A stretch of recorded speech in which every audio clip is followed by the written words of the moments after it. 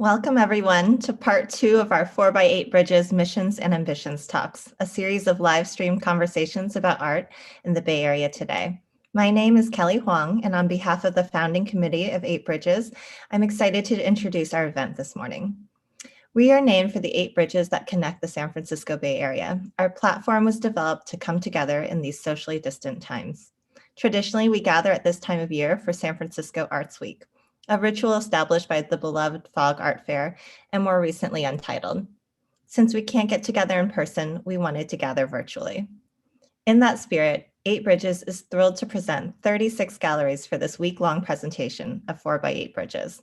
Be sure to visit the calendar page at 8bridges.com to see the wonderful list of virtual events that have been organized for this special week. Today is the second of 2 sessions where we check in with local movers and shakers. I'm delighted to introduce Lauren Schell Dickens, our moderator for today's conversations.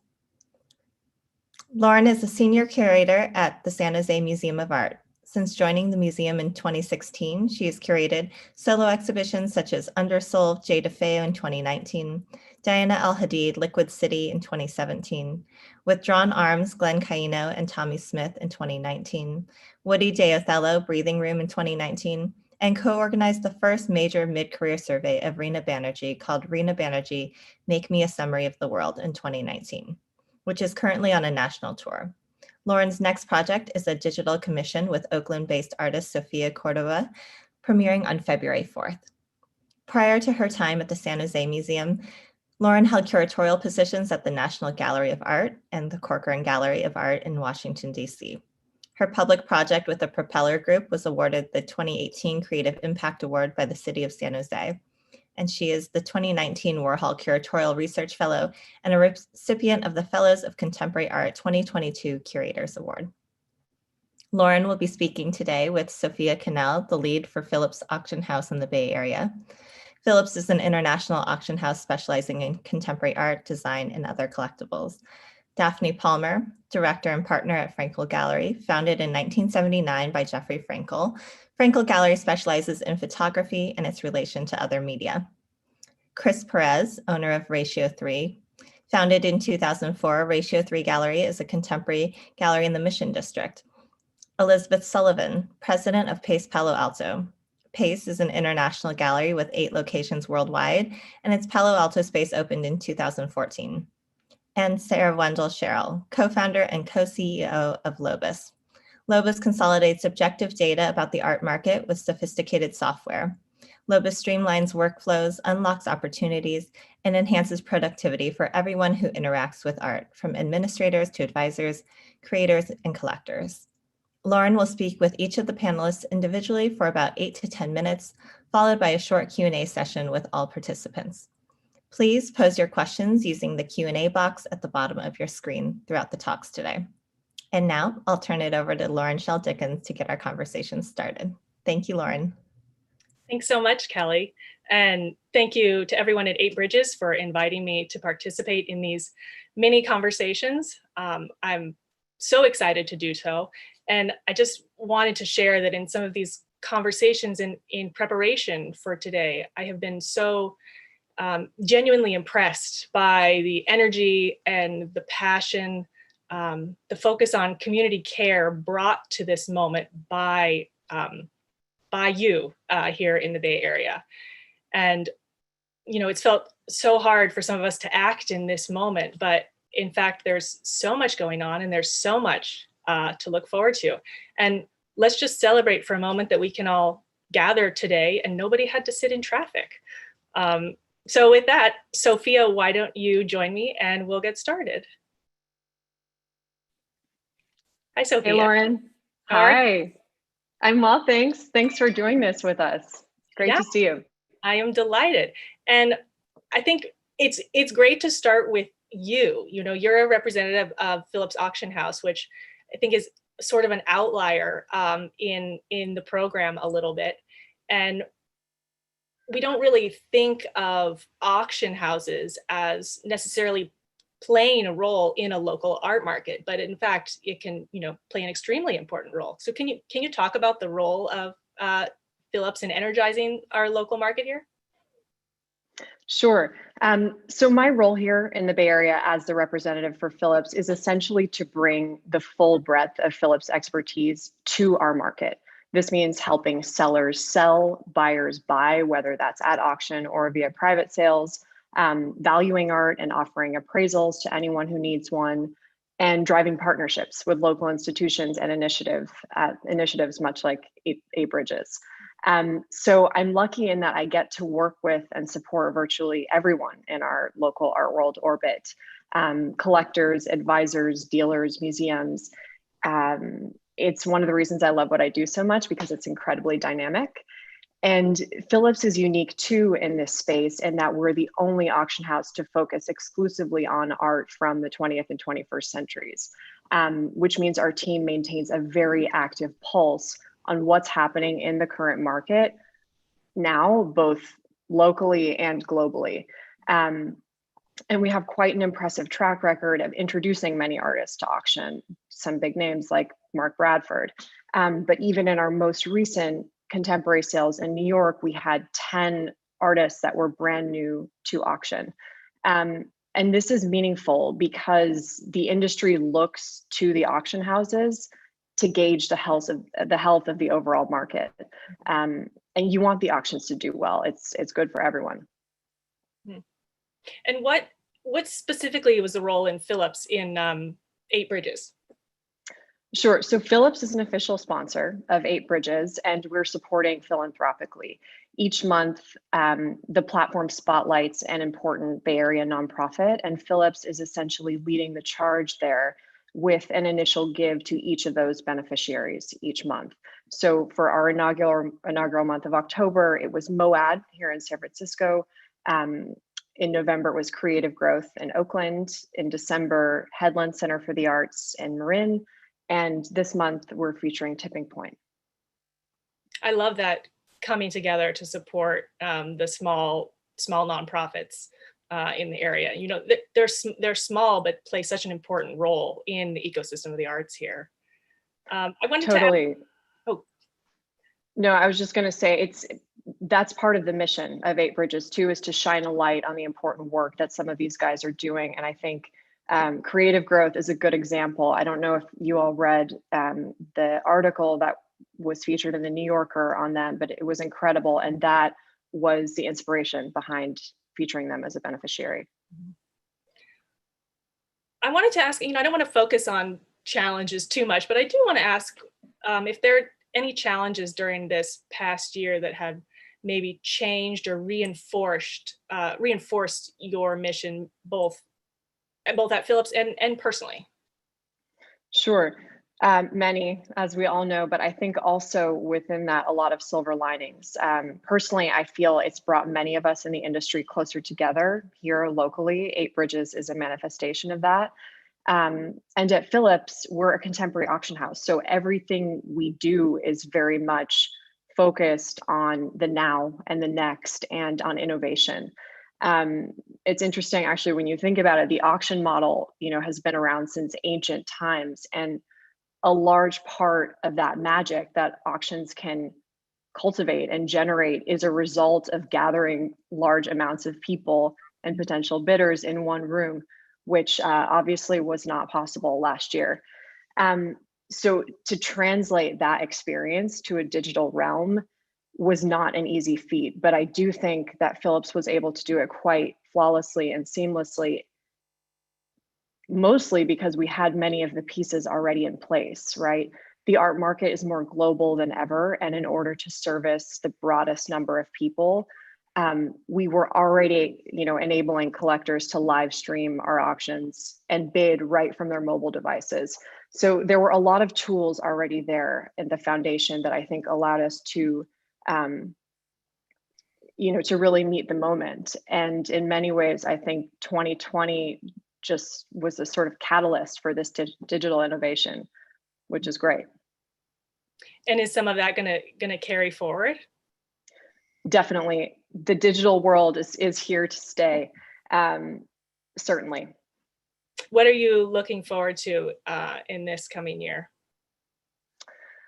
To seeing more art in person again, to going back into the museums. I think specifically, I'm super excited for the upcoming Joan Mitchell retrospective that's starting here in San Francisco at SF MoMA, which will hopefully include an incredible masterpiece that Phillips was very lucky to sell last month. And hopefully you'll all have the chance to see it in person here in SF later this year. And sort of on a personal note, you grew up in the Bay Area, correct? I did. I'm a Palo Alto native. So how has, myself as well, actually, I grew up in San Jose, moved away and then came back. How has coming back been for you? You know, how have you found the art scene here since returning? It's been an incredible homecoming. It feels so good to be back. The art world has changed tremendously here. I think my favorite example of this, and I love that Liz Sullivan is speaking after me, but the space that Pace Gallery is in down in Palo Alto, next door to that used to be Dickens, which is a party store. That was my first job as a kid. So I grew up, blowing balloons there and stuff. And now that there's an international gallery right next door, I think that in itself is a very good example of how much has changed in this area. Mm-hmm. I mean, one of the things that I found coming back is, it's such a close, tight-knit community here that in some ways coming to the Bay Area, it was hard to navigate. But now with platforms like 8bridges, there's so much more information and there's just so much accessibility to all of the things that are going on right here. Yes. I'm a curator. You're sitting in front of an amazing piece of art. Can you tell us what it is? Sure, thanks for asking. This is a painting by Johnny Abrams, who is a wonderful artist and human being. The first time I saw his work was in a group show in New York, and it literally stopped me in my tracks. I hunted him down after that, and he very sweetly invited my husband and I to his studio. At that time, it was in New York. He's now living and working in London.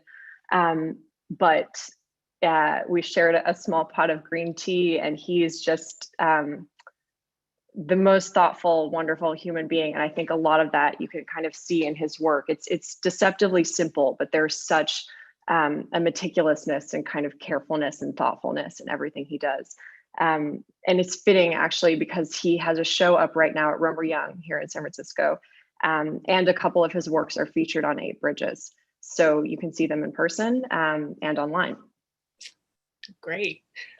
Well, thank you so much, Sophia. And we will circle back and pick up some of the many threads of these conversations. See you soon. Thanks, Lauren. And Daphne, will you join me? Unmute. Yep. Hi, unmute. It never really gets old. How are you, Lauren? I am doing well. How are you? I'm very well. I did travel in a little traffic today, but it was mostly on a windswept, clear Bay Bridge. So, but I was really thinking about yesterday and our panelists and nobody who had to go out in the storm, which was super nice. Yes, which is very nice. And it's great we're getting rain. It is. Well, you have a fantastic piece of art on display behind you. Why don't you start by telling us what that is? Absolutely. I couldn't miss the opportunity to, as we're slowly exiting our shelter in place, invite you all in to see our new exhibition by Christian Markley. And I'm standing behind a piece called Untitled Concentric Waves, or Concentric Circles. I may get that title wrong. Forgive me, I'm nervous. And this is a photograph of a collage that Christian made. The whole exhibition is a series of new work that was completed last year, really a reflection of both our current state of mind this past year, but also really transcendent themes throughout human existence of dovetailing from Munch's The Scream and thinking about how we can give voice to sound through images. Sorry, I'm just going to unpack that for a minute. Give voice to sound through images. Thank you. Sorry, I should back up a little bit. Christian Marclay is a Swiss artist who was actually born in San Rafael, and so he's kind of identified as both a Californian and Swiss artist.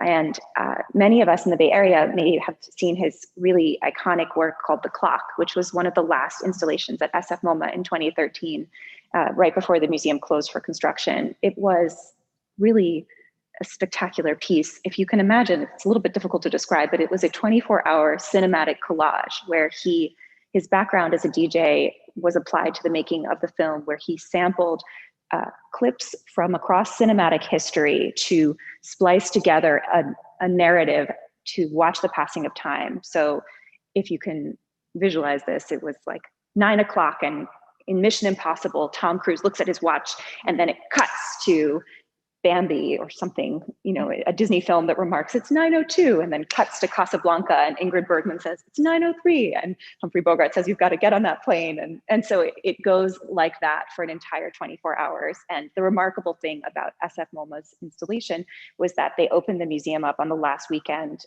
They did it throughout periodic times of the exhibition, but they kept the museum open for 24 hours. So it really invited a big party and gathering, which is also central to Christian's practice. And in this case, this body of work is an extension of collages he makes from comic books, where he is fascinated by the language that makes you say a sound in your mind. So the onomatopoeia quality of comic books. And in this case, and I might just take you on a little tour if I may, to see some of the other works.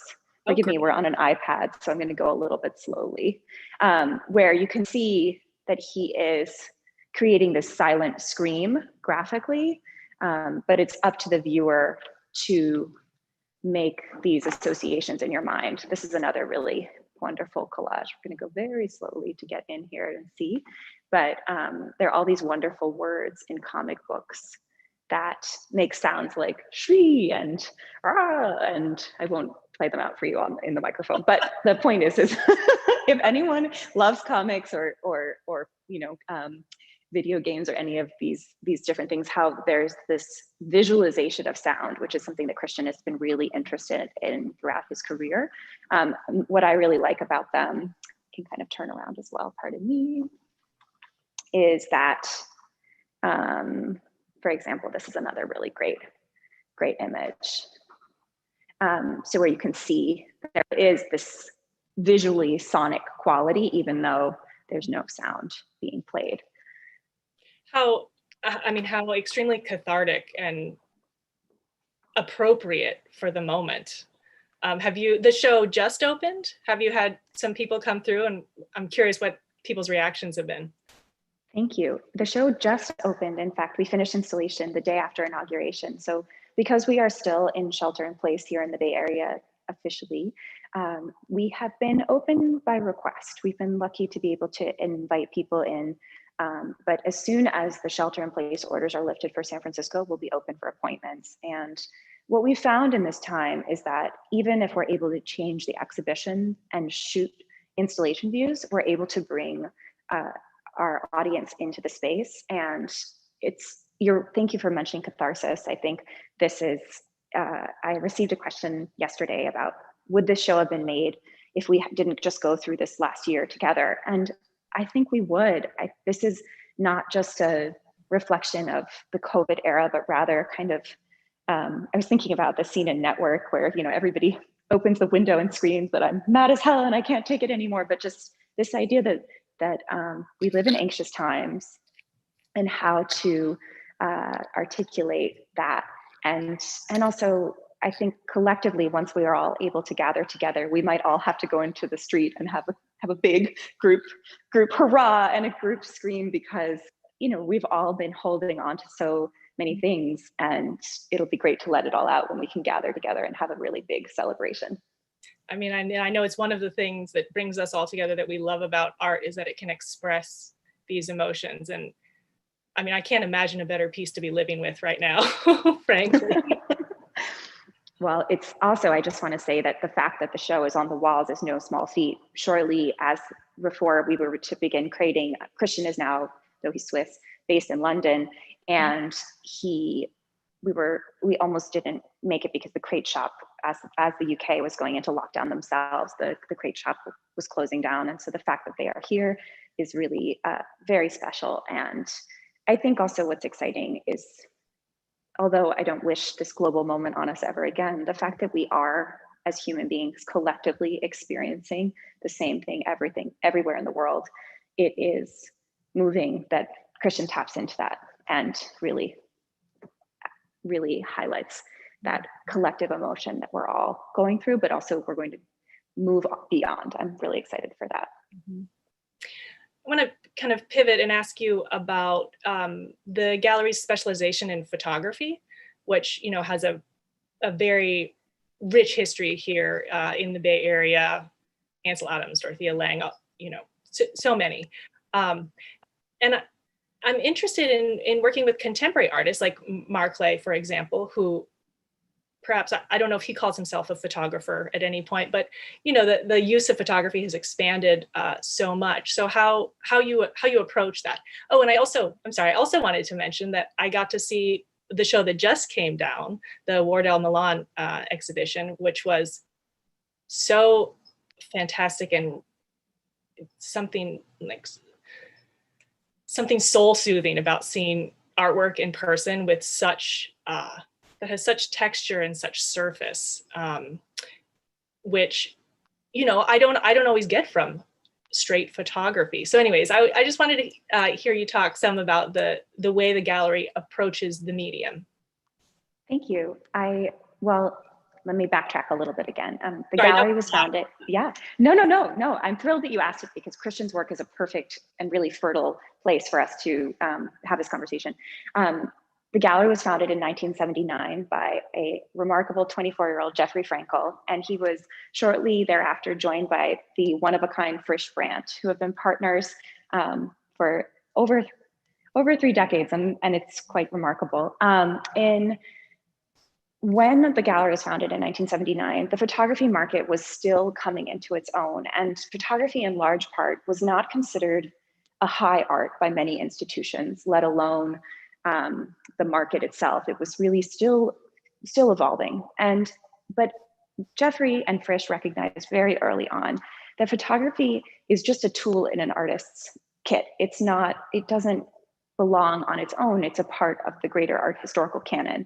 And so the artists that you mentioned certainly blaze trails, and the Bay Area does have a really wonderful, rich tradition about photography, you know, connected to photography. But what I think really connects and makes it special in this area is our relationship to technology and also our embrace of innovation. And so photography, as it has gained wider recognition as a fine art and also as a part of our normal way of communicating, now I think there's no question that photography is part of our mainstream. In fact, I would argue almost that photography becomes more part of our language than any other art form, besides video, perhaps. And so what's exciting is to have watched that evolution and to have been a part of it. To your question about Christian, Jeffrey and Frisch, when they first encountered, they've been fans of his work for a long time. And when they first got to work with him, he approached them about showing his photographs, which he, in addition to making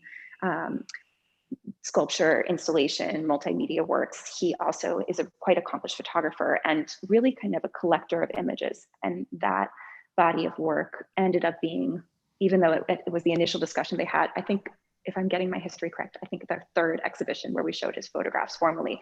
But as you can see, and in fact, I'm going to take you on the road a little bit as I chat with you, because I want to show you the film that's a part of the exhibition. Photography and its relation to other media is so important. And so, pardon me, we're just going to line up for this collage, this video collage.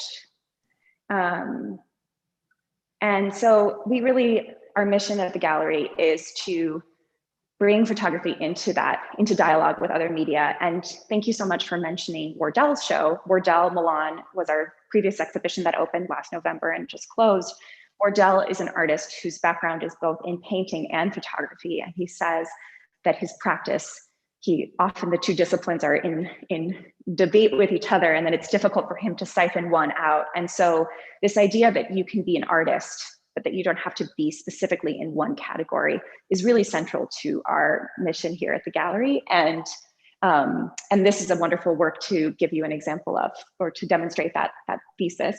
You can see that this is a film, but what it is really is an animation of different collage elements from comic books that Christian has created. This really beautiful looped animation, but within the loop, you'll see there's a beautiful narrative of kind of the world on fire, and certainly something that we felt deeply here in the Bay Area in the past 6 months, but it's also about existence. And so it isn't necessarily specific to a time and place. And even if we felt like the world has been both literally on fire in the Bay Area, but also on fire in so many domains, it's also beautiful. And so there's this tension in the work. And it's also, I know that you can see it on the screen, but to see it in person, is much more beautiful than this wonderful Zoom camera. And I really am so looking forward to inviting all of you who are watching in to see it in person once we can gather safely again. Thank you so much, Daphne. We're definitely all looking forward to coming to see it. Thanks so much. And we'll circle back later. Terrific. And next up is Chris.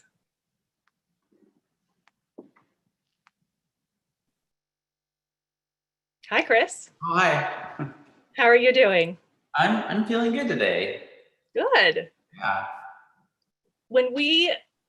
So we talked a little bit the other day, sort of in advance of this preparation, and you said a phrase about embracing the unknown of this moment, which has stuck with me. And I would love to hear you, just kind of by way of introduction, talk about that phrase. What does that mean? Oh, embracing the unknown. I think for me, it means to maybe explore something new, something you might not have thought of, something you might be afraid of. And also working collaboratively with other people, doing more outreach. I mean, I feel that because so many people are at home in front of their computers or not going out, there's definitely territory to explore on new ways to engage with your audience.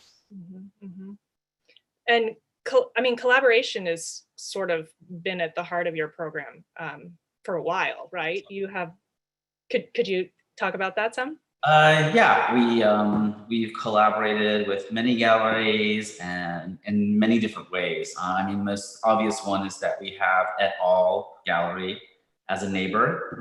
We asked them to join us in our building a few years ago, and we love having them next door. They're great neighbors, and it creates more of a destination for visitors. So right now, we're only open to the public on Fridays and Saturdays by an appointment system. That's available on our website and Et al.'s website.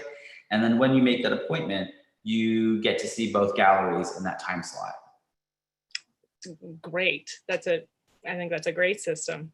Yeah, it's worked out really, really well. And so people who are very familiar with our program are discovering their program and vice versa. Mm-hmm, mm-hmm. And if I made an appointment now, what would I get to see? Good question. Well, I know what you would see here at our gallery. I don't know the name of the artist next door yet. I'm sorry, I'm embarrassed to say that. No, but in your space, what would we see? Oh, in our space. That was a gotcha question. In our space, we have an exhibition that will open to the public this weekend called Sea Change. And it's an exhibition in collaboration with a gallery from Los Angeles called Nonaka Hill. And the genesis of the show is we had intended to do a joint booth together at the Fog Fair this year. And the fair was canceled. And we thought, well, let's continue with this collaboration, but let's do it in the gallery and in a very, very expanded way. And so right now we have, I think, about 90 objects in the gallery. Wow. Lots of Japanese ceramics, artists from within our program and a few artists outside of the program. And that's what we have here. It's it's a really great show, and I'm excited to share it with people. And that's a fantastic example of embracing the unknown, pivoting your co-organized booth into an 90 object exhibition. Yeah. I mean, it's been exciting, and it's also given us an opportunity to work very closely with another gallery and their program, and kind of putting trust within each other about what's going to be on display. A few weeks ago, we had, I think, 10 crates arrive from Japan, with many objects that we had never seen before inside. And yeah, it was like Christmas. How exciting. Yeah. I think we talked some about how your program has been really committed to long-term support for, you know, a specific group of artists, and you add to your roster, but somewhat slowly. Could you talk about the value of that sort of long-term support and relationship for your project? Yeah, I think for me, it really is about, like you said, moving very slowly and developing a deep relationship with an artist, and not only with the artist, but also with the support that comes from behind them, like curators that show the work, or collectors who buy the work and, you know, collect in depth. And I really love to see an evolution of an artist's work over time. So, you know, I think you can definitely see that when you see consecutive exhibitions by an artist every 2 or 3 years. You can see the development of the practice. And in terms of working slowly, yeah, we work pretty slowly when we add to the program.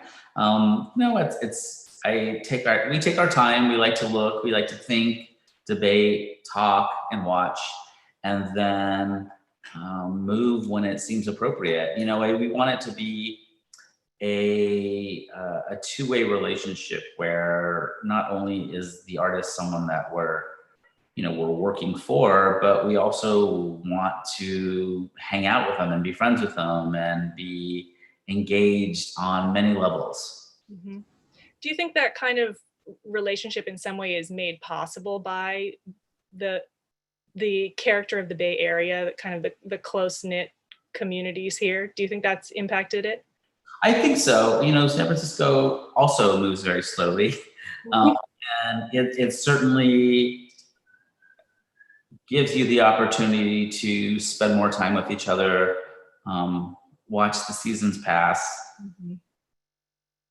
I mean, one of the benefits that I found of the appointment-only system right now is you get to actually have long and engaged conversations with you when I visit the gallery, instead of the quick pop-in where I've got 10 other things to do.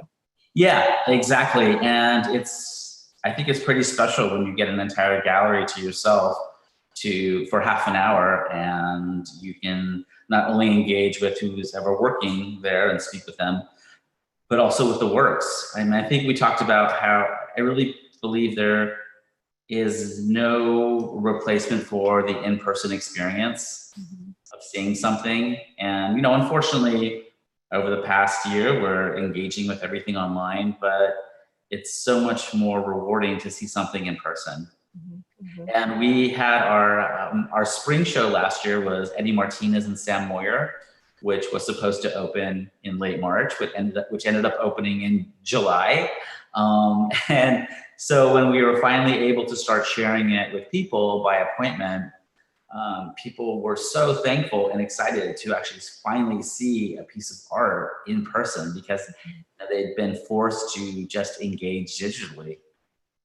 Yeah, it's the time and the space to see work. Somehow, our experience of time has shifted somewhat over the last year, and it's allowed me, it's allowed me to engage differently with work, that it is, about this looking over a long period, that this is the goal, to look, not just a checklist of things, to get through, which I think it has been really inspiring for me. Could you talk a little bit about that piece behind you there? This is a painting by a Japanese artist named Kyoko Murase. She's an artist that I've admired for many, many, many years, and she participated in our previous exhibition, which was called Without Stopping, which brought together the work of 9 painters from around the world. Well, actually predominantly the US and Japan. And that's the painting. If you could characterize your program, can you characterize your program for us? Is there a particular kind of artist who you're working with? Obviously the program has changed and shifted over the years. You know, if I had my way, I would just show squares and circles and triangles, different iterations of it. But I would say we tend to work with artists who create very immersive installations. It's something that I really like. I've worked in museums for many, many years, and I love that. I love the whole process of creating exhibitions. And I think you really see that here with some of the more ambitious video installations that we've done. You know, multi-projections, rooms painted dark, carpets, big sound systems. Yeah, I think it's hard to describe how the program in a few words, but really it just reflects my interests. I mean, I think an idiosyncratic program is a perfect program to have. And I appreciate you're talking about sort of doubling down on the physical experience of the work, that not everything can be translated into this digital sphere that we now live in. So giving us space to appreciate those physical encounters more. Definitely. I feel like a lot of us have digital fatigue.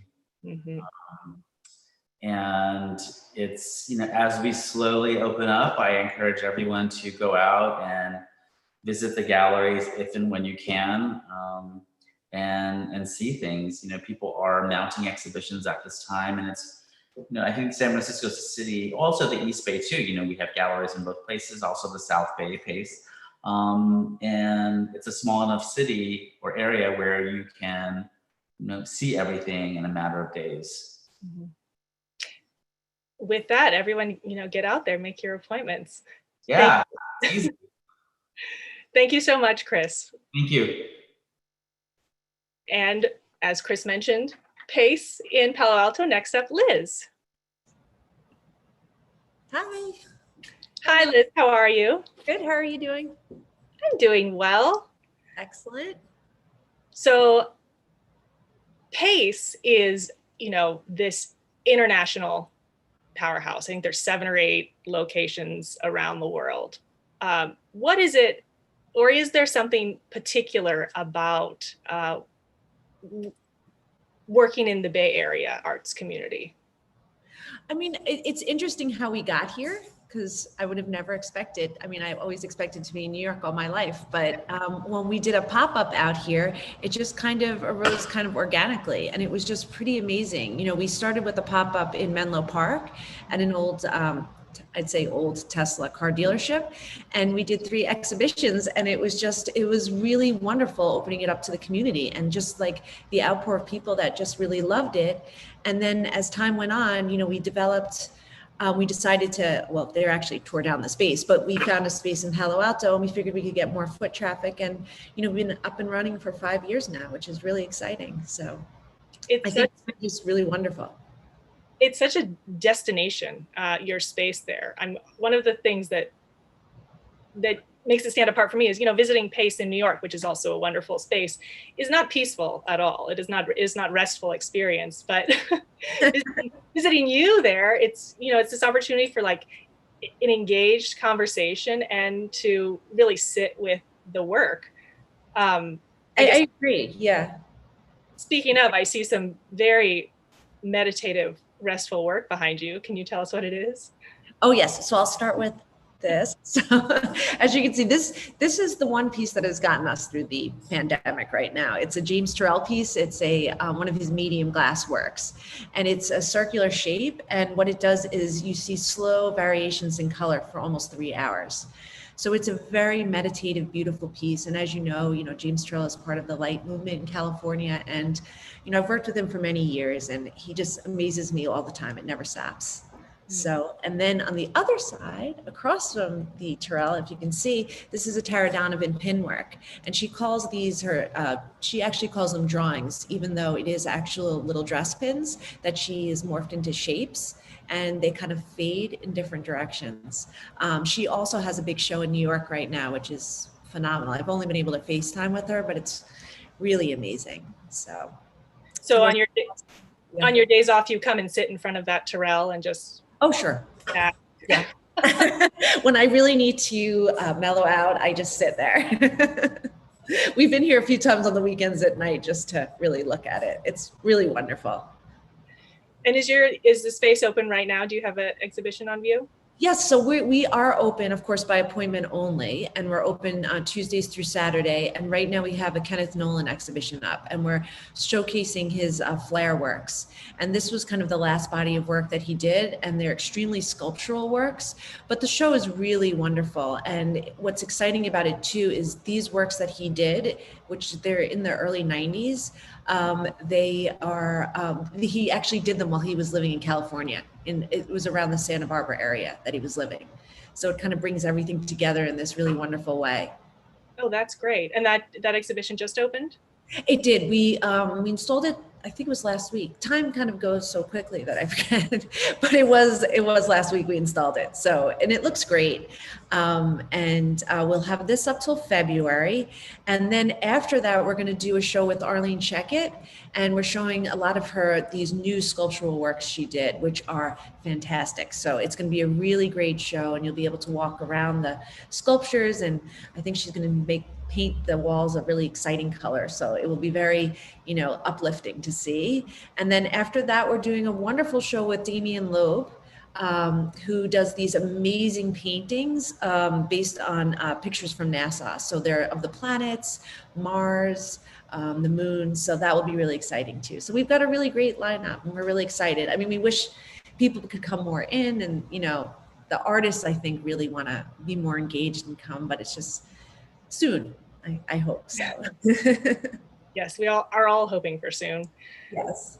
Lots of galleries have been talking about needing to shift to digital platforms in a way and rethinking kind of digital strategies for engagement. But it's something that I think Pace has been doing for quite a while. I'm thinking about the app that was done as part of the Picasso exhibition that you had recently, for example. Are there more projects like that are coming up that you can tell us about? Well, first I'll just talk about the online platform with Pace has been going on for a while, and they've been doing tons of different things. Like this morning, they had a wonderful talk about Tara Donovan's new works, and they kind of took you on a little exploration of her show in case you're not able to go in person. And I think they're really keeping that going. So it's really wonderful. And I know they were kind of open for a while and they were closed. So the online platform has been really, really important to everyone and the artists too. So it's been really exciting. And, also being part of this 8 Bridges is super wonderful. I mean, it keeps us all together as a community, which I think is very important. It's been very different working out here from New York in the sense that, New York is much bigger and there's tons of galleries, but here I think, everyone really supports each other in a wonderful way. And it's really been just such a wonderful experience. I'm curious about working with artists who are, not local. So the artists a lot of whom you're working with are far away. And, clearly the experience from the audience perspective is we can't travel to New York to see exhibitions there. Has the way that you work with artists during this past year, has it shifted at all? Oh, it definitely has. Like, for example, I work really closely with James and, now we're on Zooms all the time. I can't, quite go to Flagstaff. So it's been very different. I'm a little tired of the Zoom, but you have to embrace it because it's really the only way to, get through these things. But in the end, I think we've all had to change different, approach things differently, but we keep things going. And I think that's the most important thing. And the Zoom is wonderful because you can actually see each other and, kind of do things. It's just a little harder, but it definitely works. I can only imagine talking to Sherrill over Zoom and having him try to explain one of these pieces. Right. Yeah, he does a great job. So it all works out. So, and I think, with exhibitions, it's been a little more difficult, like deciding like where, things are going, like, but Leo was a perfect example. He was the first person like we put up during the pandemic, and, he was the first one to come out, and it was actually wonderful because he did a great talk about his show. He actually was able to show all the works, and also he was in his studio, so he was able to actually really pinpoint certain things he wanted about the exhibition. And even though people couldn't come, it was really actually wonderful. And then I had a few schools approach us about if we could do their art classes here, which I thought was like the best idea ever. So what they did is they brought someone in and then taped me, and the kids asked questions about the works, and we went around the whole gallery. And it was really wonderful. And I think it was really engaging for the children too, to ask questions about the art, and it gets their mind off of things, and, a different exploration in their art class. So. Oh, that's fantastic. I love involving kids in art, and really, I guess, impressing or, teaching them at an early age about the value and, the value of artists and artistic practice. So yeah, I asked a lot of questions, some I couldn't even answer. That's great. Kids are smart. Exactly. Lots smarter than you think. Well, thank you so much, Liz. Thank you. Yeah, good to see you. You too. And then last up, we have Sarah.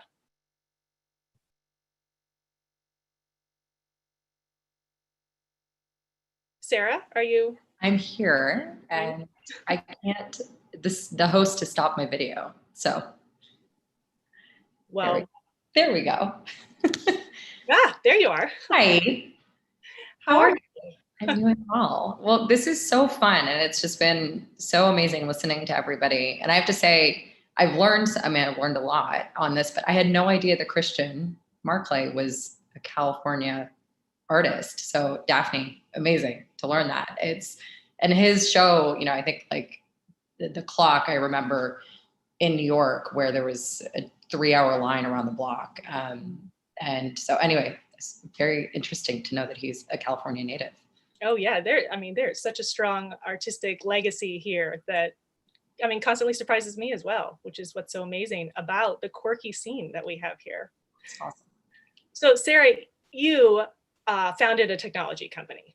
And so obviously this current moment of where we all are so reliant on technology is something that is not a surprise to you. As we move, we're meeting now on a virtual platform. How many of these sort of adjustments that have been made for this moment are going to stick post-COVID? Yeah, no, it's so funny. I was reflecting on, so literally this time last year, I was on a panel at FOG about collecting in the digital age. And well, it's like deeply ironic, sort of the shift that we've had. And, in a way, it feels like COVID kind of ripped off 86 Band-Aids in the art world. We all wanted to we all knew that we kind of needed to move into a digital framework. The necessity wasn't there. How do we do it? We were caught up in our day-to-day, and COVID kind of accelerated us into the future. And, one of the things that has been so inspiring about 8-bridges is 8-bridges really came about as a need, not because everybody felt like they needed to be online, but it actually was a need of staying together, collaborating, knowledge sharing. This really came out of the early days of COVID, of what is going on, how is our industry shifting? And, August last year, it was kind of like, let's actually move this into an online platform that everybody can really engage with.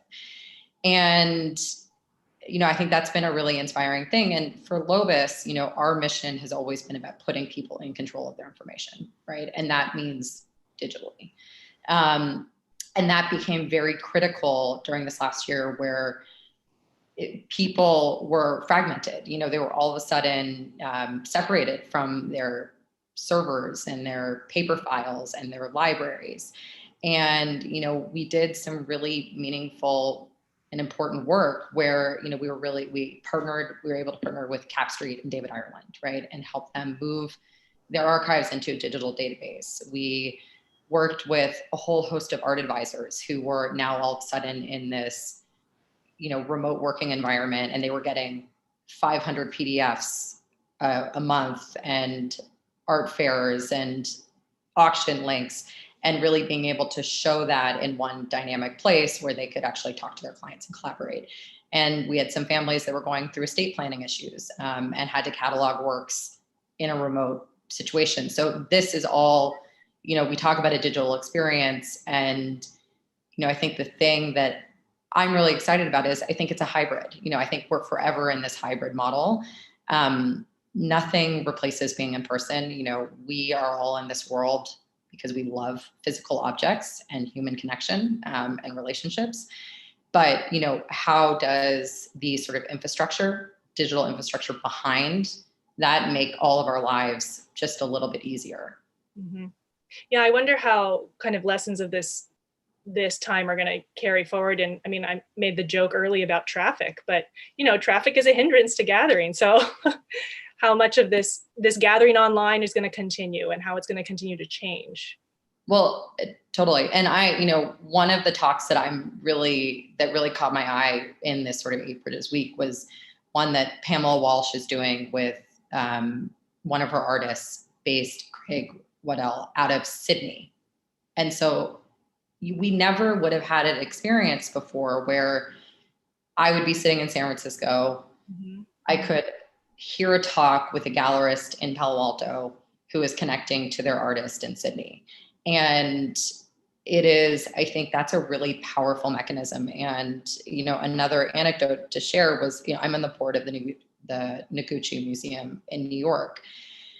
And we had our benefit this year. And, many institutions were wrestling with what does that look like? How do you kind of stay connected? And we really decided to lean into what it was like being on a digital platform.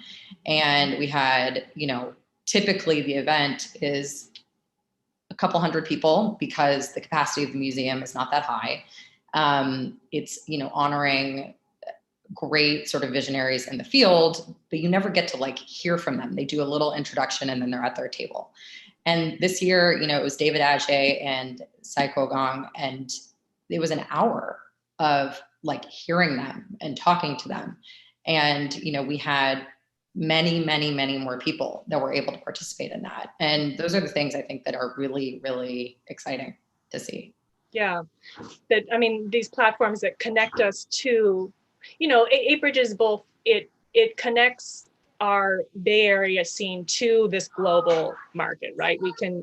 People outside the Bay Area can now very quickly get a glimpse of what's going on here without having to travel. Correct. And when you think about technology, how does this kind of virtual space support local? How does it do I have a question coming out of this? Yeah, no, I think you're picking up on something that's really interesting. I think with 8bridges, we, what we are seeing, and this goes from the talks that we had, we have high participation from California, obviously, but from San Francisco and LA, from Texas, and from New York, and then actually some representation sort of throughout the country. And that's incredible. You wouldn't be able to, you don't get that in a purely sort of analog physical environment. And it is, I think that sort of the industry is seeing that across the board. Engagement is, has spiked. I think there was a survey that was out there that said there's 59% of people have had an increased engagement with their collecting because of COVID. And I think these platforms of discovery now, and I very much believe it, nothing replaces in person, but I think there's a supplemental element to discovering, right? Is it on Instagram? Is it on websites? Is it through these sorts of chats? The art world has long we all get questions on how do I participate, right? How do I learn? How do I start collecting? And these are all channels and platforms to do that. And I think, I know a lot of my colleagues on this call and beyond are all really excited about this movement, this moment that we're in. Mm-hmm. And I imagine it appeals to a younger demographic too, people who are digital natives and really used to getting information through all of those platforms that you mentioned. Is a different group than the traditional gallery or museum goer. Completely. And we're seeing on 8 Bridges that the biggest segment is millennials, which is, really exciting. Sotheby's cited that 30% of their buyers were under the age of 40. Now, are they the ones that are driving top sales? That question is, I think that's not what that statistic is about, but I think it's a widening of interest and participation that is, I think really, really exciting to see. And it just underscores sort of the collaborative participatory nature of what the art scene is. Yeah. You were very involved in building sort of the 8 Bridges platform. Can you talk a little bit about what you learned about the specificities or the quirks of the Bay Area community by working on that? Well, no, I think it was such an amazing thing to be a part of. I mean, obviously, I have a technology company. We are building technology products every day. What I observed with this is very much, and Platform LA is another example of this, is a platform that was built by the industry, right? And it was really imagined, it's a words-based website. It has gotten modifications over time that are really specific to how this group wants to show their art. And, in my sort of technology conversations, I like to kind of liken this to an Amazon versus Shopify experience, which might be a little esoteric for this group, but basically the art world should have a lot of tools, right, to launch a website like this, to make collaboration easier.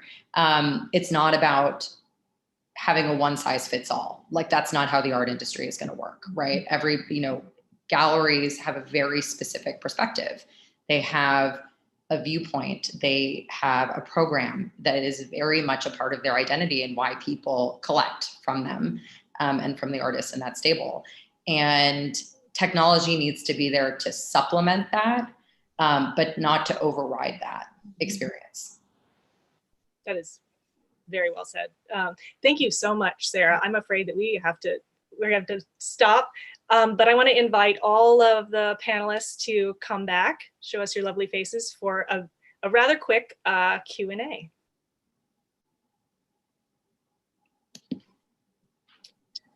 And as everyone's coming back on, maybe just to get us started, I'm just going to kind of throw out a question, picking up on where Sarah and I just ended with these changes that are going to stay moving forward. Are there kind of lessons or practices from this past year that you are going to carry forward in your respective projects? And this is for everyone, so. I'm happy to jump in. I think being deliberate about time and being, and I think harnessing relationships that matter. I think the gift of last year showed that we could be very efficient with certain sort of engagements and relationships and go deeper on others. So I'm really excited for that new framing.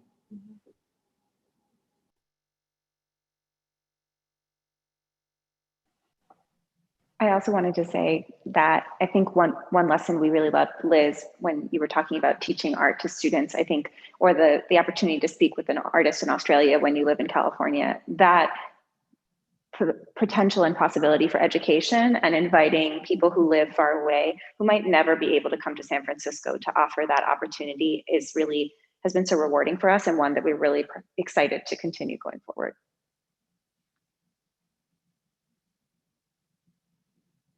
Ask Kelly to jump in here and see if there are any questions from the chat that we wanted to ask the panelists. Hi, everyone. One general question that came in is, what does the Bay Area art scene have to offer that other scenes around the United States do not? Or rather, what makes the Bay Area art scene unique? I think Liz hit on it very well, and her sentiment of community and pulling together. And I think 8 Bridges is a really good example of that. And I've felt this personally, having moved back home to California from New York pretty recently. I think this is unique to this region. It's incredibly collaborative and supportive, and I'm super happy to be a part of it.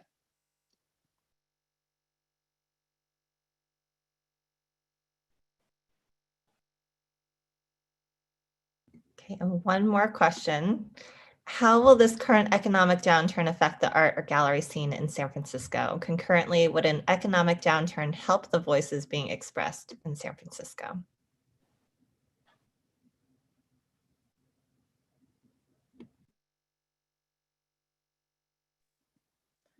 I can touch on that a little bit, zooming a bit out from SF. The art market is incredibly resilient. And I think what we're seeing now is not so dissimilar in a way to what happened in 2008 and 9, where there was a bit of a contraction in the market, especially last year when there's so many unknowns, so much uncertainty out there. Interestingly, from an auction house perspective, 2020 was actually one of our best years on record in terms of sales, which is incredible and kind of mind-blowing when you think about it. But what that shows is there's incredible demand out there for great works of art. And that, I'm talking on a kind of macro global level, but I think that translates, to a local level as well.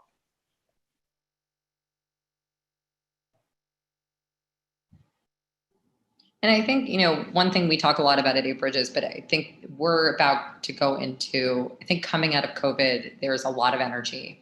And there is a feeling that the world is going to really come back in a very dynamic way. And San Francisco's always been on the cutting edge of things, right? That is like in our DNA and in our blood out here. And I think what has been so inspiring to me about the group that is gathered, from FOG to the museums and institutions that are here to the gallerists, this is a pioneering of a new model. And we have this ability to set the course of what does collecting in 2020s, that decade and beyond, look like. And I think we're seeing the beginning seeds of that right now.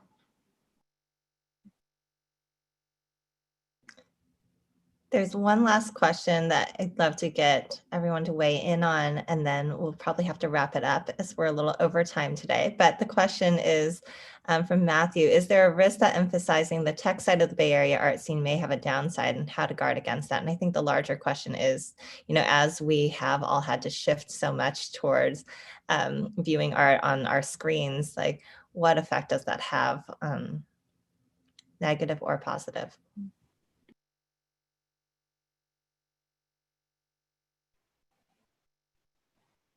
I'm happy to jump in.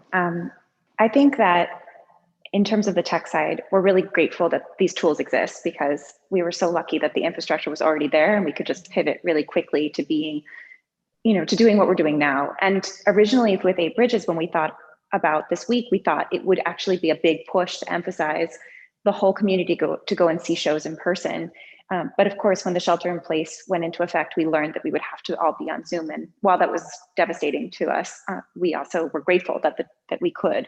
I think that Sarah's point is really well taken, that once we all are able to safely gather again, we might go crazy and, have wild parties in the streets and see each other all the time and party all night long. But what I think the legacy of that will be is, once things go back to some kind of routine where we're familiar with our daily lives and schools and seeing our families and friends, is that the opportunity to see an artwork in person can change your life. And so I think one of the things that I want to say from my team and my community is that we invite you to come back and spend time with us. And the other thing I wanted to mention is that there's a whole incredible team at each of these institutions that is here and ready to answer questions and talk to you about your thoughts and feelings and show you more. So if you're ever interested to learn other things about a gallery stable or different artists we represent, please ask us, because it's our job and our great passion to talk about the artists that we represent. So I think we will be adamantly in person as soon as it's safe, and that will be a nice antidote to all of this digital Zooming we're doing. And I'm grateful for seeing all your faces. I know we can't wait to be in person again. I think that's a great way to wrap up. Thank you so much, Daphne. And thank you, Lauren, and to all of our panelists today for the insightful conversation. And thanks to everyone who tuned in today. Please be sure to check out 8bridges.com. That's 8-bridges.com for our special 4x8 Bridges feature this week. There are many more exciting virtual events listed under the calendar, and we hope you all will enjoy browsing and participating in more conversations this week. Bye. Thank you. Thanks for hanging out.